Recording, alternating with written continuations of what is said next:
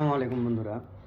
আজকে অনেক বড় দুঃখের সাথে কিছু কথা বলার জন্য আসলাম। যে বাবরি মসজিদ নিয়ে যখন ঘোষণা হয় বা উদ্বোধন হয় বা উদ্বোধনের নিম রাখা হয়, তখন থেকে আমি কিন্তু একটা জিনিস বলতাম যে এখানে এর পিছনে কোনো চাল আছে। তার মধ্যে একটা ছোট্ট কথা বলে দিই, আমার চা খাওয়ার ছোট থেকে একটু কম বেশি অভ্যাস চার দোকানের, বড় ছোট মধ্যে বসে চা খাওয়ার অভ্যাসটা আছে।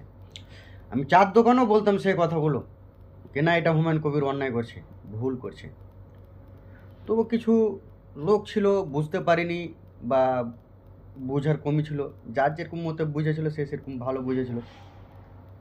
তারা কেউ বলতো না ঠিক করেছে, আমাকে ভুল বলা বোঝাতো না হুমায়ুন ঠিক করছে, আমি তবু হার মানতাম না। অনেক সময় অনেক জায়গায় আমার চার দোকানে বাহির তর্ক বিতর্কও হয়।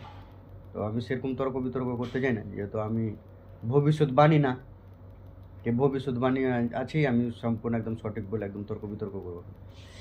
তো যা হোক, যেসব লোকগুলো হুমায়ুন কবিরকে সাপোর্ট করছিল, হুমায়ুন কবিরকে ভালো বলছিল, আর সেসব লোকগুলোকে ভালো করে ভিডিওগুলো দেখে না কীভাবে বিজেপির সাথে হাত মিলিয়ে কী করতে যাচ্ছিল পশ্চিমবাংলাটাকে।